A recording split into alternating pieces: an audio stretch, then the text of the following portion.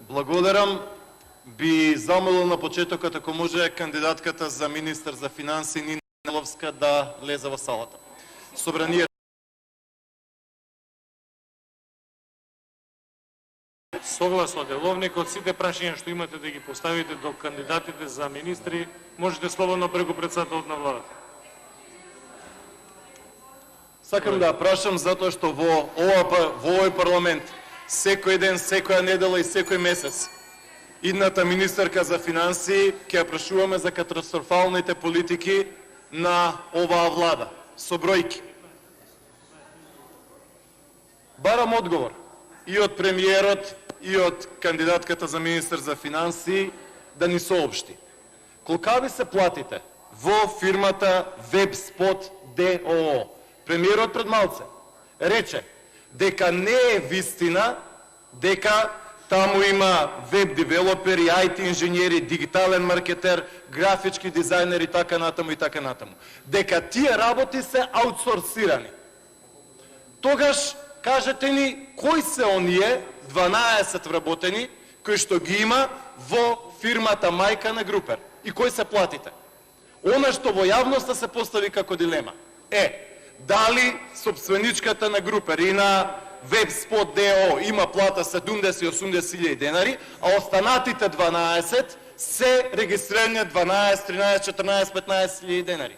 Кои се нивните профили? Да ги чуеме.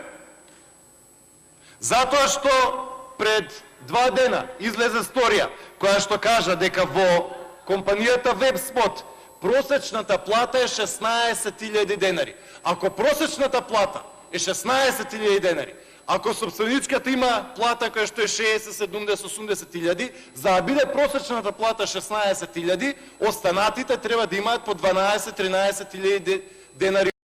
Прашањето кое што го поставуваме тука е дали идната министерска за финансии исплаќа плата на рака. Ако е така, тоа е незаконски, ако е така, тоа е неетички, ако е така, тоа е неморално. Ако е така, нека излезе Нина Ангеловска и нека каже во фирмата WebSpot вработени се овие 12 луѓе, не мора по имење и презимење, може и со иницијали, нека каже колкава е нивната плата и нека ги даде нивните образовни профили. Затоа што овој момент кога премиерот со претходен брифинг на Ангеловска ќе каже да, во фирмата нема веб девелопер, нема IT инженер, нема дигитален маркетер, нема графички дизајнер, добро, ајде да чуеме. Кои се профилите и вработените кои што ги има во таа фирма? Со кое лице ќе појде премиерот Заев, со кое лице Ангеловска ќе појде, другите министри ќе речат на газдите, с големите ги платите, не се доволни платите, кога имаме министерка за финансии, за која што има податоци, текстови, не знам дали е вистина сето тоа, на која што вели дека на овие високо барани професионални позиции исплата од 12, 13, 14 или 15 денари.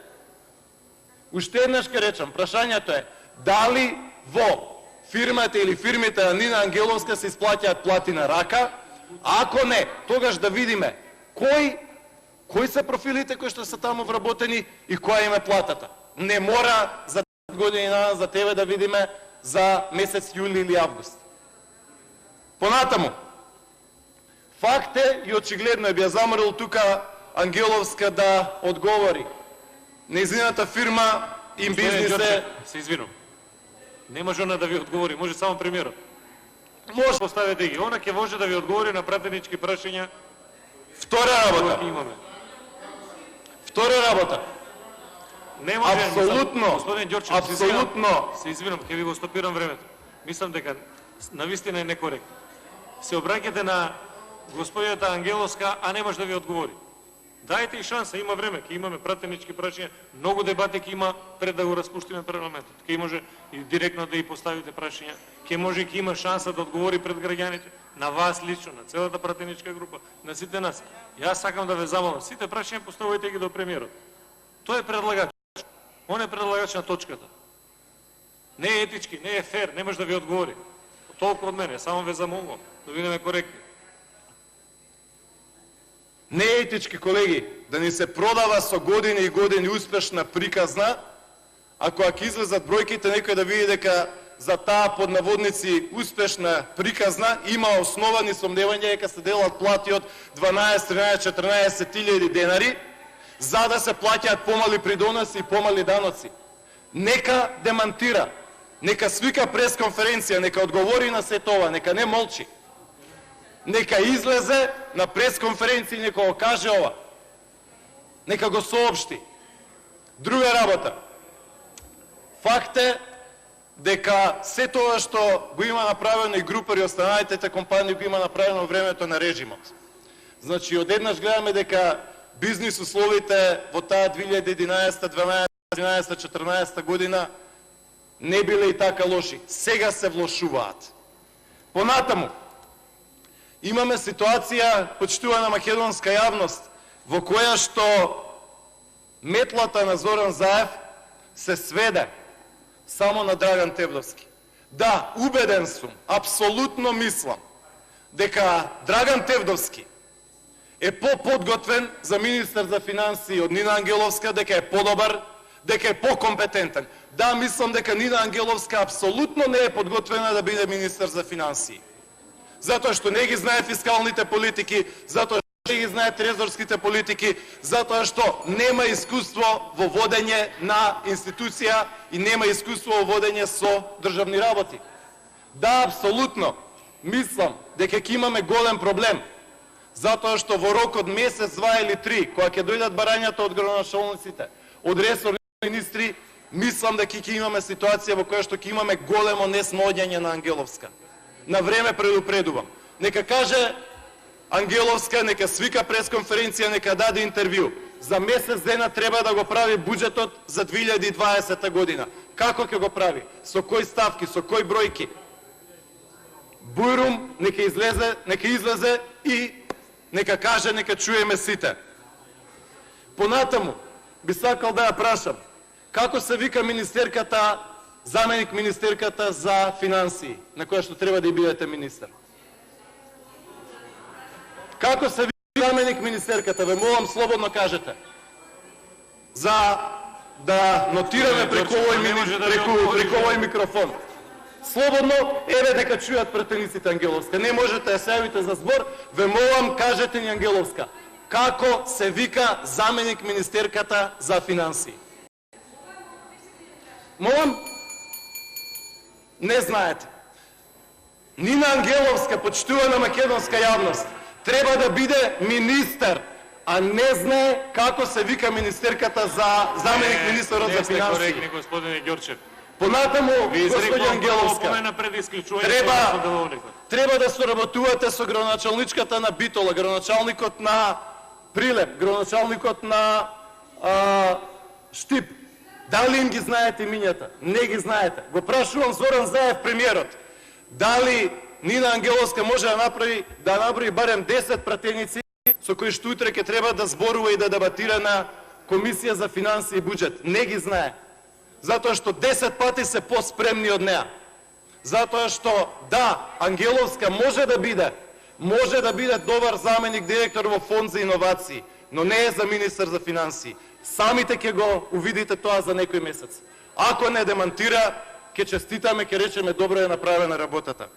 Тоа е така, господине Заев, затоа што ние имавме ситуација каде што вчера 5 минути на 5 прашања министерката за инвестиции, на која што името не го знаеме, не знаеше една инвестиција да направи. Цел интернет, цела Македонија е револтирана. Не са Мајтап. Мајтап беше во првите 5 минути. Цела Македонија е револтирана. Од вашата министерка за странски инвестиции, која што 3 години поред е министер за инвестиции, која што не може една фабрика да наброи која што донела во Македонија. И дани се селат луѓето и не заменуваат луѓето. Денес, господин Заев, излезе податокот за втор квартал 2019 година. Имате рецесија, имате пад во бројот на родени 10,6%. 10,6%. Не виден во историјата на Македонија. Најлош резултат 70 години наназад. Предходната година 2018 ви беше најлоша во историја со 27.333 родени деца. Сега во втор квартал имате пад од 10,6%.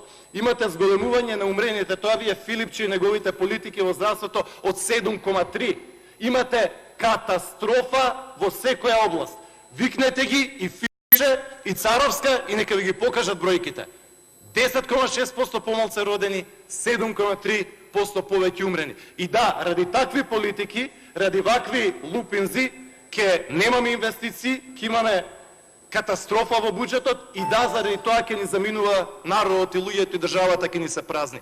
Еве ви по бројки, имате рецесија на животот во Македонија од 10,6% во втор квартал. Прв квартал ви беше минус 13%. Смејте се и мајтапете се, но кога ќе видите, да молам да се завршам мислата. Завршите ја мислата. Но кога ќе видите, почитувани колеги пратеници, за 2 дена колку ученици имате во првите клупи, колку имате во училиштата, кога ќе ги видите бројките кај што треба да се затвараат училишта и училници, тоа се вашите политики. Имате историска одговорност. Ваквите кадровски политики буквално ја опустошуваат Македонија. За реплика се пријави претседателот на владата господин Зоран Зајев.